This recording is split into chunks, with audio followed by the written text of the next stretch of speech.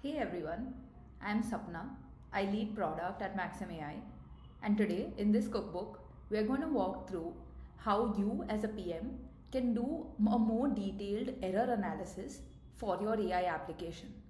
Whether it's a simple RAG agent or a complex multi-agent system across a variety of use cases, a big part of a PM's job becomes to analyze how your agent is behaving with your actual users, make sure you're aware about some of the failure modes, identify these, and bring it back into your iteration cycle to continue to improve your agent over time. So let's get started and see how we can do this today.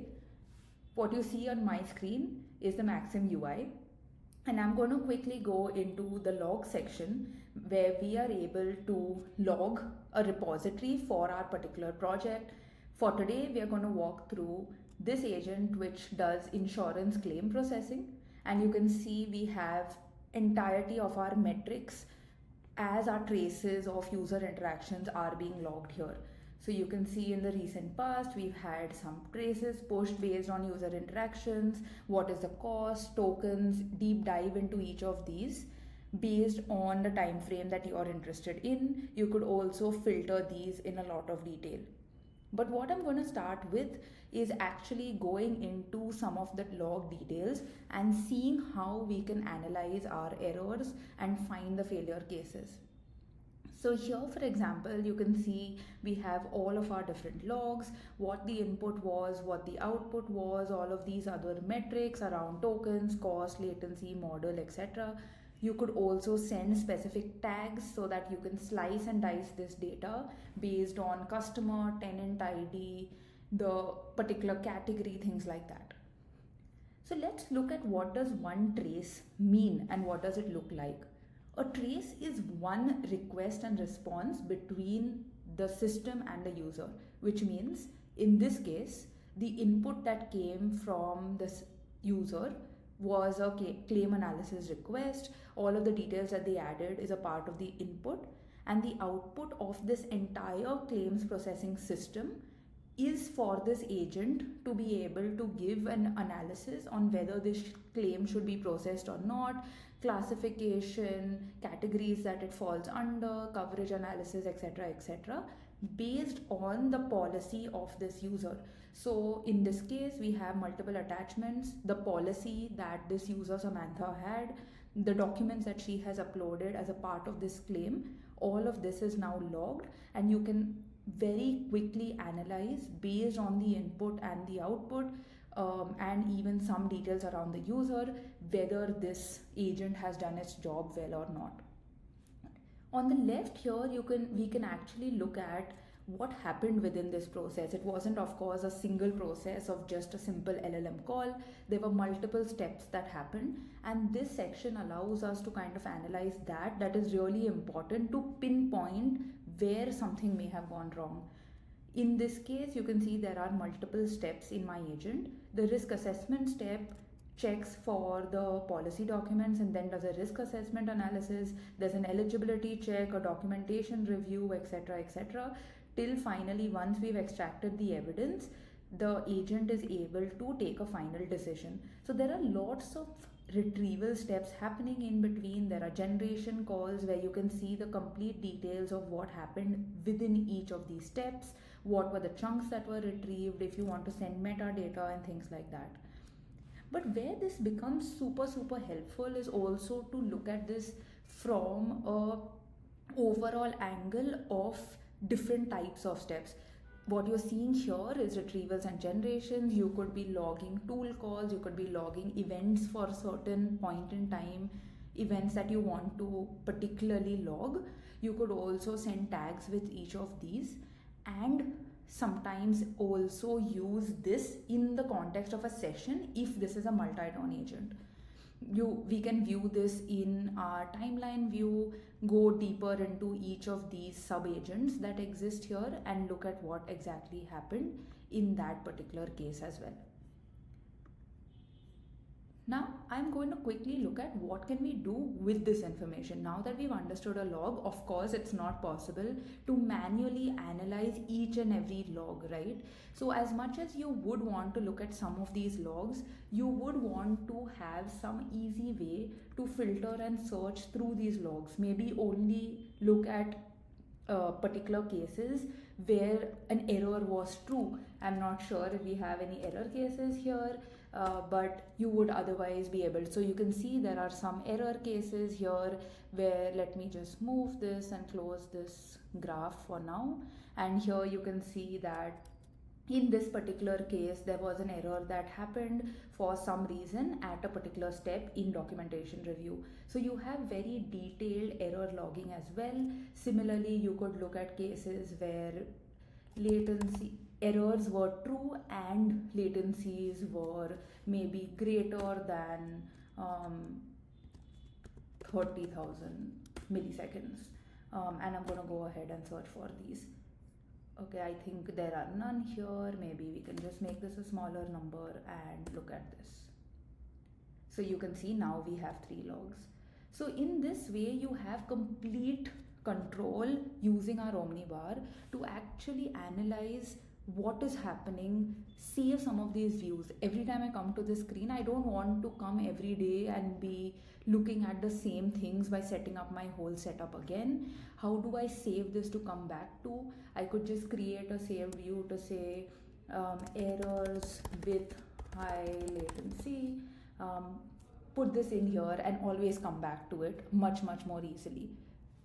So this kind of is the first piece of how do you set up your tracing and logging system.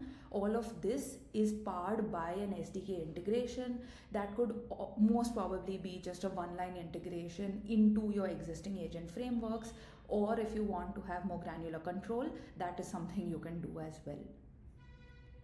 I will quickly remove these filters and walk through the second piece, which looks at how do we actually continue to do quality checks in production as well, both auto evaluation as well as human annotation, which is a big piece of what I'm trying to analyze when I look here. So you can see under manage evaluation on this particular claims processing agent, I wanted to check for a few things.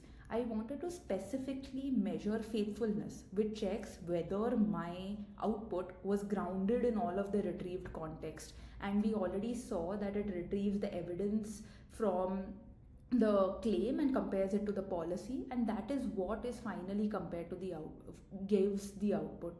So in this particular case, you can see that the faithfulness evaluator takes my trace input and trace output, and for context I can pass the relevant context spans, or I could, if I want to specifically look at it, I can actually write code here if needed, or I could just write it like here. For example, when I put trace, I have easy access to the trace.output.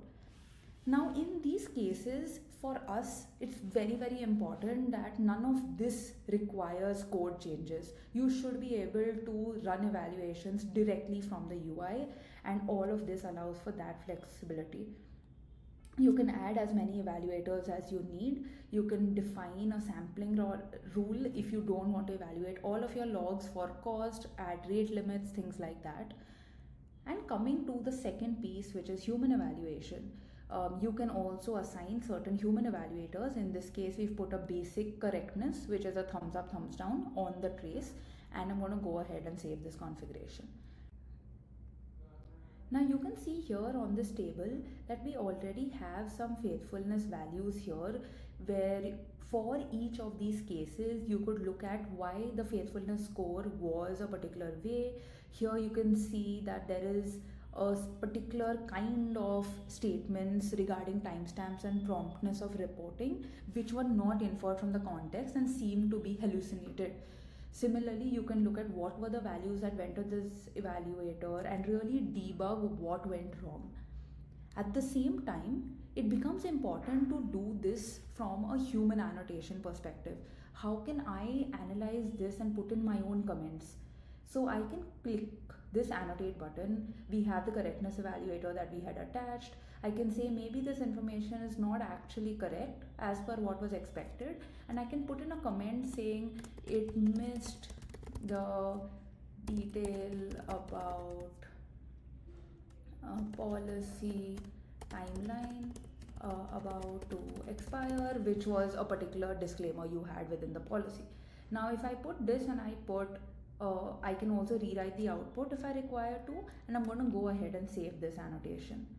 What is happening here is you can see this one is successfully annotated. I can move between my traces and continue to annotate others. But for now, I'm quickly going to show you how this shows up here. You have your annotation, and you could also filter for cases based on this annotation. You could say if correctness is no, then I want to look at all of those logs. And right now we have this one trace here where the correctness was a thumbs down, and use this as your error analysis list. You can take these and start looking at what are the constant improvements you need to make based on these, find themes. And a very interesting piece that we are going to be putting out soon is also helping you derive some of these insights and themes on logs. A couple of things that I would love to look at now that we've done some amount of error analysis is how do you make this more proactive than being reactive? How do you make sure that you have this continuous feedback loop on whether things are going right or wrong? And for that's where alerts comes into the picture. So you can see I've set up an alert here for latency. If latency in the last minute goes higher than a particular threshold, it sends me a notification on Slack. Similarly, I could create an evaluator which says that if correctness, which is my human evaluator, or maybe faithfulness, which is the auto evaluation, violates its pass criteria that I have defined in my evaluation at least 5 times in the last minute, send me an alert. And this will trigger a notification on my channel for me to say, okay, I need to go look at these logs. Which are these logs that are not faithful? Why is my agent hallucinating so much? Here we have this alert set up now. The last thing that we will cover today is how do you take these insights back into your iteration process. So let's go back to the case we had of correctness equal to no, which is the annotated cases that were not working well. And I'm going to go ahead and search for these. This is the trace that we wanted, and these could be as many as you annotated. I'm going to go ahead and select this and add it back to my data set, which I'm going to run evals for as I make improvements. So I know that I'm always testing for these cases that weren't working well before. So in this case, we have this claims processing eval dataset. I'm going to go here, and I don't actually need all of the other output and details. I just want this input as a good example that I want to test for, map it to input, and now add it to this dataset. You can see it's being added to that dataset, and once this is ready, I can actually open this dataset. Look here where I have this particular thing, put in my own expected output if I want to, my tools, things like that, and use this for evaluation the next time.